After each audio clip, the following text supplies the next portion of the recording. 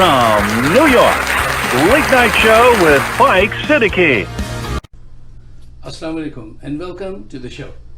साहिबों, तमाम पाकिस्तानियों को बहुत बहुत मुबारकबाद कि सी पैक का फेज 1 जो है वो मुकम्मल हो गया और फेज 2 पे काम शुरू हो गया। अच्छा, पाकिस्तान सिविल एविएशन जो है गवादर में एशिया का मैं कह रहा हूँ पूरे एशिया का सबसे बड़ा और सबसे जदीद एयरपोर्ट बना रही है, जो इंशाल्लाह जल्दी तैयार हो जाएगा। गवादर जब अपने शबाब पर होगा तो पाकिस्तान की इकोनॉमी को कितना बूस्ट मिलेगा, गैस करके बताइए। मे बी 10-20%, 30%, 40%, नहीं 60% बूस्ट मिलेगा पाकिस्तान की इकोनॉमी को। पाकिस्तान में गवादर और कराची ये मिलके इतना प्रोड्यूस कर सकते हैं, इतना बिजनेस कर सकते हैं कि पूरे पाकिस्तान में घर बैठे जो लोग बेरोजगार हो जाते हैं उनको, जैसे अमेरिका कनाडा में हमें सोशल सिक्योरिटी मिलती है ना, पता नहीं जितनी भी मिलती है तो वो खर्चे के लायक होती है, तो वो जो है घर बैठे पाकिस्तानियों को मिल सकेगी जिसके पास रोजगार ना हो। अच्छा, तो ये तो है सारी बड़ी ही अच्छी बातें। अब आइए कुछ ऐसी बातों की तरफ आपकी तवज्जो दिलाना चाहता हूं जो कुछ मसाइल हैं आने वाले वक्त में हमें पेश आ सकते हैं, और इस यकीन के साथ कि अल्लाह ताला की ज़ात से उम्मीद है कि वो ये मसाइल हल करने में हमारी मदद करेगा, क्योंकि उसका एक इशारा तो समझ में आ रहा है कि उसने इस वक्त हमें एक ऐसी मुखलिस और ऐसी अच्छी क़यादत दे दी है जो करप्ट नहीं है। अभी तक हमारा सबसे बड़ा मसला ये था कि जो क़यादतें आ रही थी वो सिर्फ अपनी ज़ात में फोकस थी और चोर थी। सीधी सी बात मैं करने में ज़्यादा आसानी महसूस करता हूँ। आज की जो सबसे अहम और ख़ूबसूरत बात है वो ये है कि prime minister of Pakistan Imran Khan ने कहा है कि वो बलूचिस्तान के नाराज़ लोगों से बातचीत करने को तैयार हैं। अच्छा, इमरान खान का जहन क्या है बलूचिस्तान के बारे में, वो एक कहानी सुनाते हुए रुहांसू हो जाते हैं। वो मैं आज की वीडियो के एंड पे आपको सुनाऊंगा, और उससे पहले चंद जरूरी बातें आपके सामने पेश करना चाहता हूं। अब आइए जरा उन गलतियों का इतराफ करें जो इस्लामाबाद की तरफ से होती रही हैं, और हमें चाहिए कि हम उन गलतियों को दुरुस्त कर लें। देखिए, पॉइंट नंबर 1, दहशतगर्दी। क्या दहशतगर्दी का खतरा है? बिल्कुल है, और उस वक्त तक रहेगा जब तक हम बलूचिस्तान के नाराज भाइयों को मुतमईन नहीं कर लेते, और भारत ने जो उनसे तार जोड़ी हुई है ये भारत की दुम हम ना काट दें। रियलिस्टिक बात कीजिए।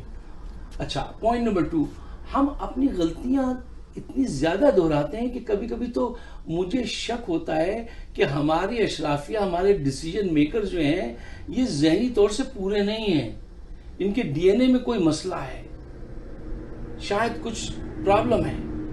इतनी ज्यादा इग्नोरेंस।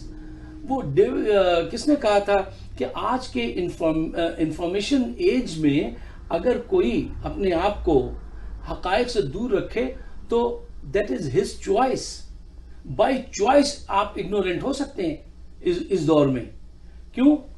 इंफॉर्मेशन का दौर है, सब इंफॉर्मेशन एक दूसरे को मिल सकती है। अच्छा, अब आइए देखिए कि सुई के मकाम पे गैस निकली, पूरे मुल्क में फिरी, बलूचिस्तान में गैस नहीं थी, अब हुई, ठीक है ना, सारे पाकिस्तान को सर्व करती रही और बलूचिस्तान के मासूम लोग देखते रहे, यार ये पूरे मुल्क में जाती है, हमारे घर में लकड़ी जल रही है अब तक।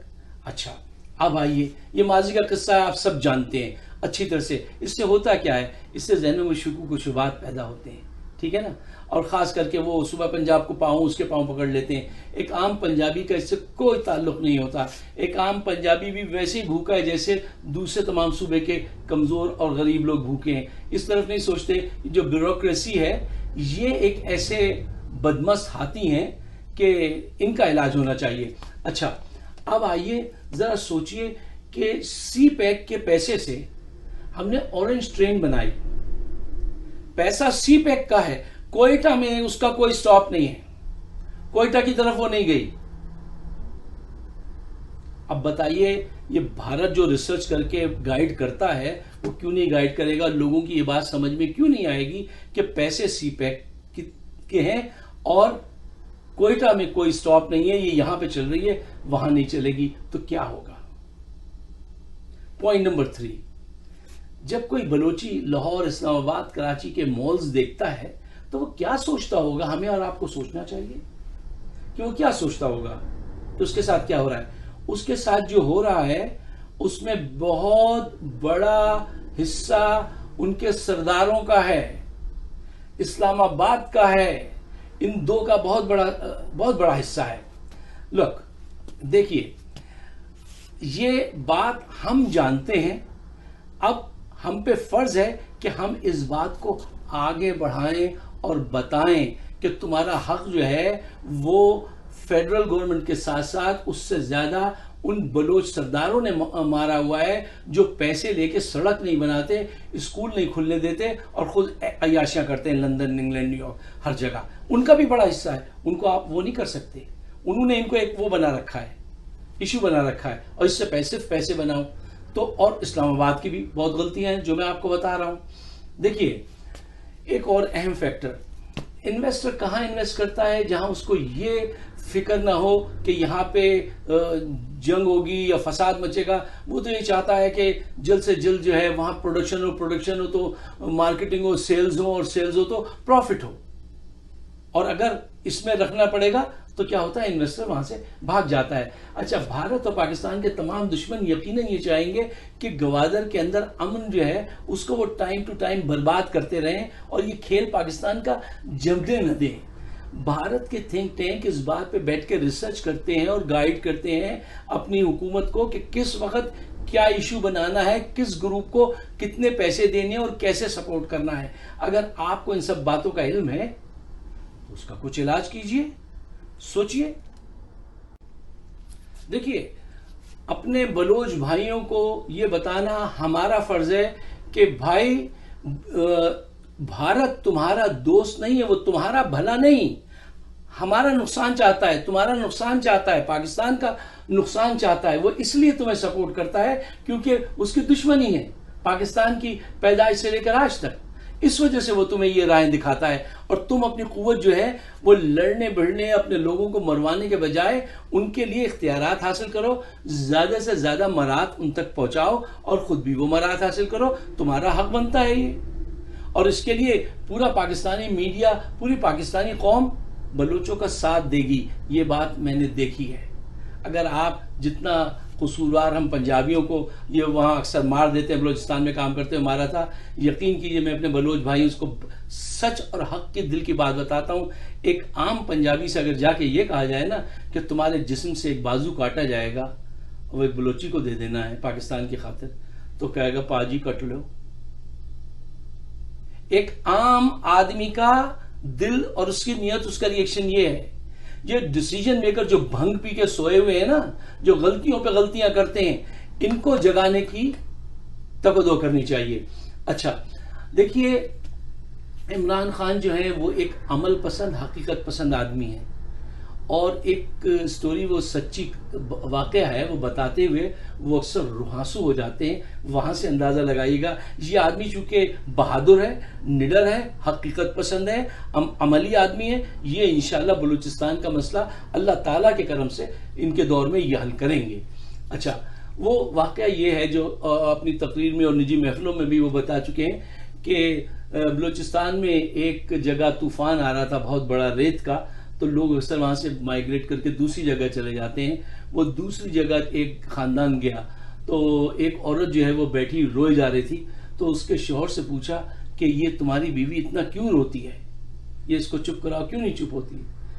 तो उस आदमी ने कहा, ये इस वजह से चुप नहीं होती है कि हमारे पास इसके लिए इलाज के पैसे नहीं थे, दवा नहीं थी, वो हैंडीकैप थी और तूफान बहुत तेजी से आ रहा था, हमारे पास कोई चॉइस नहीं थी, तो हमने अपनी बच्ची को जो है वहां पे छोड़ दिया और हम यहाँ पे चले आए।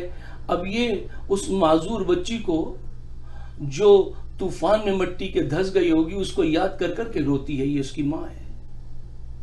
इतनी गुर्बत, इतनी लाचारी, कहां है हॉस्पिटल? क्यों नहीं है हॉस्पिटल?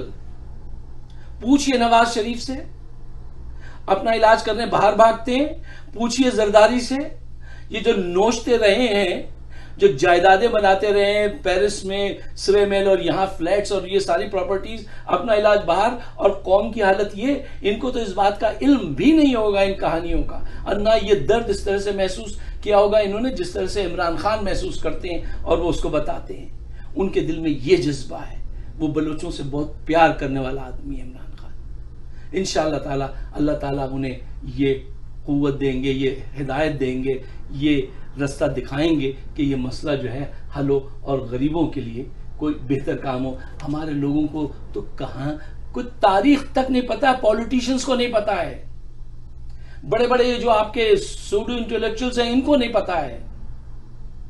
मैं नाम नहीं लूंगा, कुछ दोस्तों से बात हो रही थी, उनको यही नहीं पता था कि ये बलूचिस्तान जो है वो पहले सिंध को उनको मिला के होता था, इस 70 में ये जो है वो आके सूबा बना है। कुछ को यही नहीं पता था, सिर्फ इतना पता है कि वो जनाब सल्तनत ओमान से खरीदा, कुछ को ये भी नहीं पता था। और आपको पता है, एक बात मैं आपसे कहता हूं, फिर मुझ पर ये इल्जाम नहीं लगाइएगा कि शियों की बात करते हो। ये गवादर आपको आगा खान स्वयं ने खरीद कर अपने पैसे से दिया था, जिनको आप मारते हैं कि ये शिया हैं और पाकिस्तान के मुखलिस नहीं हैं। उन्होंने अपनी जेब से खरीद के ये गवादर दिया था, जो आज पूरे पाकिस्तान के लिए अच्छा एक उसका बाइस बनेगा, मईशत का बाइस बनेगा।